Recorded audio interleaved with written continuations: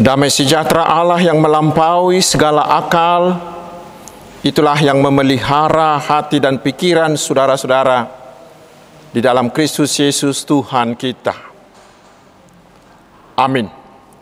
Selamat hari Minggu saudaraku, saya berharap semuanya kita dalam keadaan sehat dan dengan hati yang berpenuh sukacita. Mari kita menerima firman Tuhan untuk minggu ke-11 sesudah Trinitatis hari ini, yaitu dari surat Paulus ke jemaat Roma.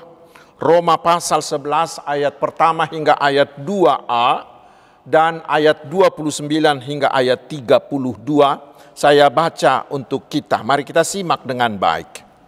Maka aku bertanya, adakah Allah mungkin telah menolak umatnya? Sekali-kali tidak. Karena aku sendiri pun orang Israel dari keturunan Abraham, dari suku Benyamin. Allah tidak menolak umatnya yang dipilihnya. Ayat 29 dan seterusnya. Sebab Allah tidak menyesali kasih karunia dan panggilannya. Sebab sama seperti kamu dahulu tidak taat kepada Allah, tetapi sekarang beroleh kemurahan oleh ketidaktaatan mereka.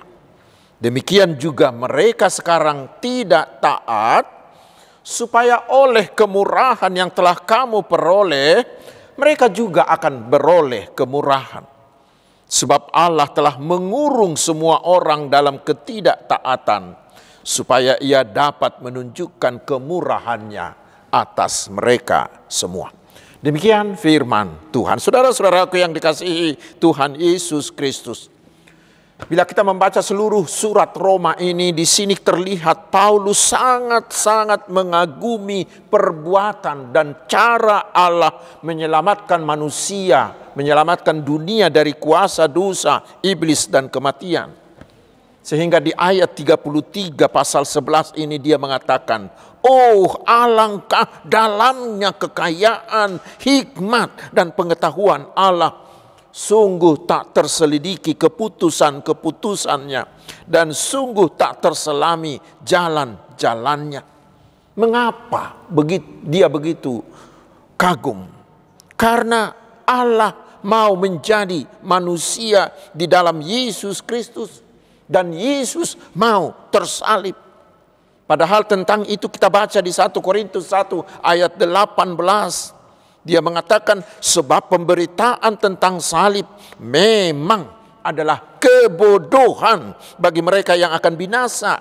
Tetapi bagi kita yang diselamatkan, pemberitaan itu adalah kekuatan Allah. Karena orang-orang di Korintus berkata, bagaimana mungkin Allah bisa menjadi manusia? Dan bagaimana mungkin seorang yang disalibkan di kayu salib sebagai penjahat kali berkakap bisa dianggap sebagai juru selamat? Omong kosong itu kata orang Korintus. Tetapi saudaraku, justru disitulah kita jumpai hikmat Allah seperti yang dilihat oleh Paulus ini. Mengapa? Karena manusia tidak mungkin lagi bisa menyelamatkan dirinya sendiri. Padahal Allah sangat-sangat mengasihi manusia itu, sehingga Allah sangat ingin semua manusia itu diselamatkan. Lalu bagaimana caranya? Caranya adalah, cara yang Tuhan ambil adalah Allah harus menjadi manusia dan harus disalibkan. Mengapa? Agar nyawa Tuhan Yesus, yaitu Allah yang sudah menjadi manusia itu, bisa membayarkan semua hutang dosa manusia.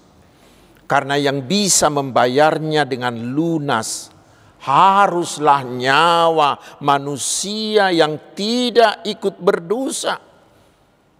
Padahal semua manusia sudah berdosa dan nyawanya ikut tergadai. Karena itulah hanya Yesus yang bisa membayarnya. Karena dia adalah manusia sejati tetapi tidak berdosa. Karena dia tidak dilahirkan dari benih Adam yang berdosa, tetapi dilahirkan dari benih Roh Kudus. Sehingga nyawanya tidak ikut tergadai. Dan nyawanya itulah yang diberikan oleh Tuhan Yesus melalui kematiannya di kayu salib untuk membayar lunas seluruh hutang dosa manusia. Dan di sanalah juga Yesus menanggung semua penderitaan akibat dosa itu. Di sanalah Yesus menggenapi semua tuntutan hukum Taurat. Dan dari salibnya itulah dia mati, kemudian dikuburkan. Tetapi di hari yang ketiga, Yesus bangkit. Kematian iblis dan dosa itu dikalahkannya. Dengan semuanya itulah maka tersedialah keselamatan, tersedialah keampunan dosa, bahkan tersedialah hidup kekal bagi seluruh manusia dan dunia.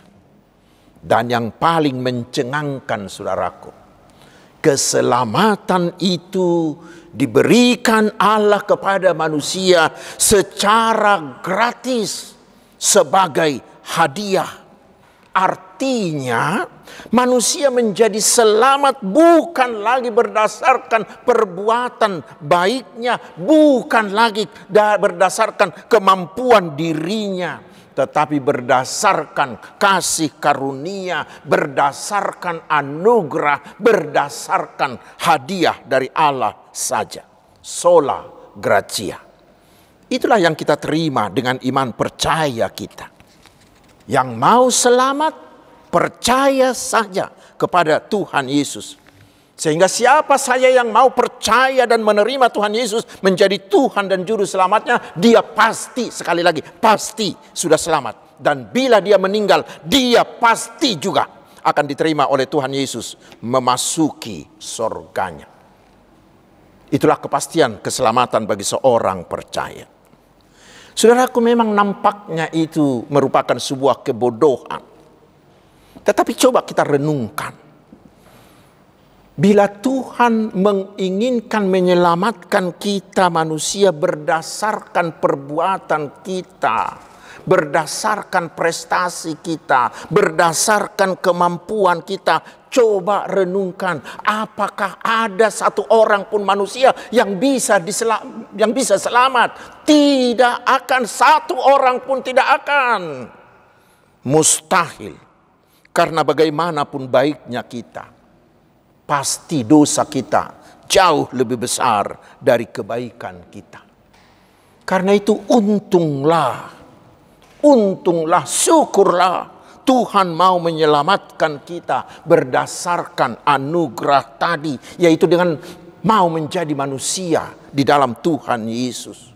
Itulah hikmat Allah yang tidak terhingga. Itulah yang dikagumi oleh Paulus. Saya tidak tahu apakah kita juga masih tetap mengaguminya. Dan lebih khusus lagi di pasal 11 ini Paulus mengagumi hikmat Allah. Mengapa? Karena Allah mau berkenan memilih Israel, saudara sebangsa Paulus itu, menjadi umatnya. Dengan tujuan agar melalui Israel itu Allah mengadakan keselamatan bagi seluruh dunia ini. Kita baca itu di kitab Ulangan pasal 14 ayat 1. Ulangan 32 ayat 6 dan juga Keluaran 4 ayat 22. Dan benar itu terjadi. Tuhan menggenapinya itu. Tuhan mengadakan keselamatan itu melalui Yesus Kristus yang secara kedagingan itu adalah orang Israel, yaitu keturunan Daud. Namun masalahnya di sini, setelah Yesus datang, justru orang Israel, orang Yahudi yang menolak dia, bahkan membunuhnya, menyalibkan dia. Israel menolak keselamatan yang disediakan oleh Yesus. Inilah yang menyedihkan, yang membuat hati Paulus menjadi sangat sedih. Padahal dia sangat ingin agar seluruh Israel, teman sebangsanya itu turut diselamatkan. Bahkan di pasal 9 ayat 3 Paulus mengatakan bahwa demi saudaranya sebangsanya itu, dia mengatakan, dalam bahasa Indonesia sehari-hari dia katakan begini, saya sendiri rela dikutuk oleh Allah, rela diceraikan dari Kristus, asalkan teman sebangsaku itu turut selamat. Lalu muncul pertanyaan, Apakah dengan demikian Tuhan telah menolak Israel? Tidak boleh lagi menerima keselamatan itu. Paulus menjawab, tidak sama sekali. Tetapi di ayat 11 dan seterusnya, justru Paulus mengatakan bahwa penolakan Israel atau penolakan orang Yahudi terhadap Yesus itu justru digunakan Tuhan menjadi cara Tuhan membuka jalan bagi bangsa-bangsa, sehingga seluruh bangsa-bangsa dimungkinkan untuk menerima keselamatan itu. Sehingga keselamatan itu terbuka bagi seluruh bangsa, termasuk bagi bangsa Batak, diberi peluang untuk menerima keselamatan itu. Dan memang saudaraku, dari mulanya pun Tuhan memilih Israel menjadi umatnya, bukanlah karena mereka adalah bangsa Israel, bukan. Bukan karena hubungan darah, bukan.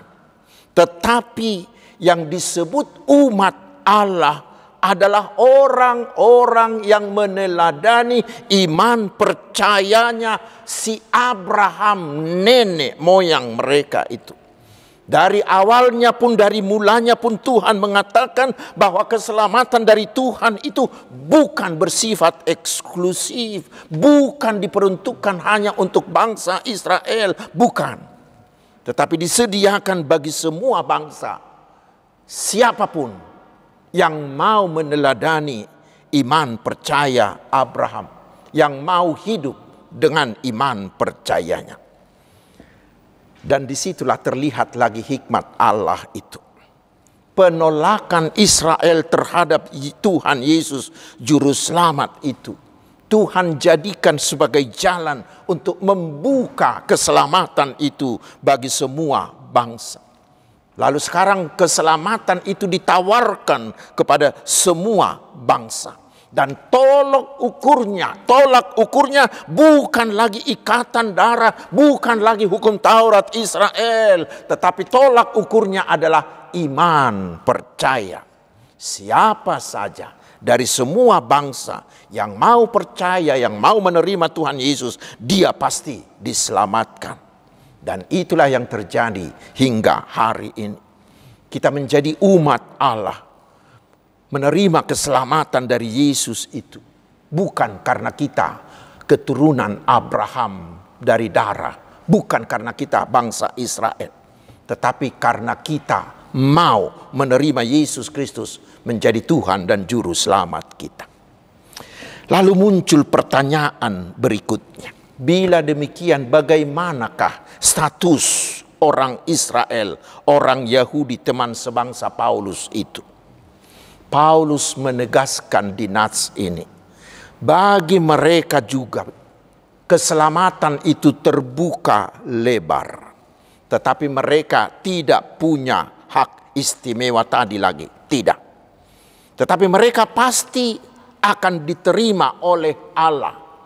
Mereka pasti akan diselamatkan asalkan mereka mau bertobat, asalkan mereka mau percaya dan menerima Tuhan Yesus menjadi Tuhan dan Juru Selamatnya.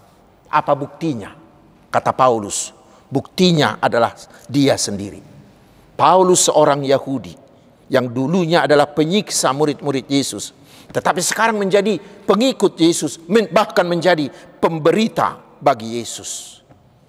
Dan di samping Paulus, Tuhan masih menyediakan sisa-sisa dari bangsa Yahudi yang mau percaya kepada Yesus dan mereka selamat. Karena bila kita membaca kitab para rasul, banyak orang Yahudi yang bertobat dan percaya kepada Tuhan Yesus.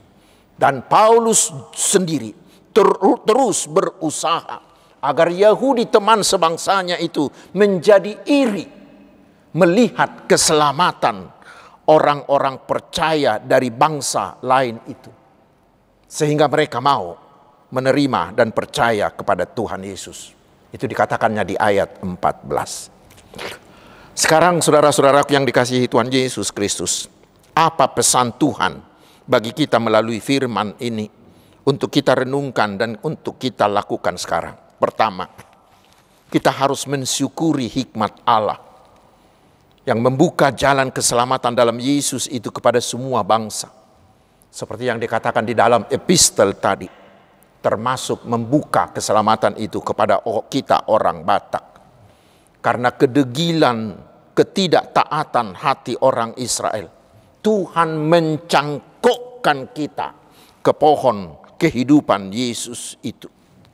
Ingat saudaraku, itu adalah sebuah kehormatan yang tak terhingga dari Tuhan bagi kita orang Batak. Dan ingat, itu bukan karena kehebatan dan kebaikan nenek moyang kita. Bukan karena kehebatan dari opung-opung kita, bukan. Tetapi semuanya hanya karena kasih karunia Tuhan saja. Dan yang hebatnya saudaraku, setelah orang Batak mau menerima Injil Kristus, maka terbukalah kehidupan yang lebih baik. Terbukalah kemajuan, terbukalah kesejahteraan bagi orang Batak seperti yang kita kecap hari ini.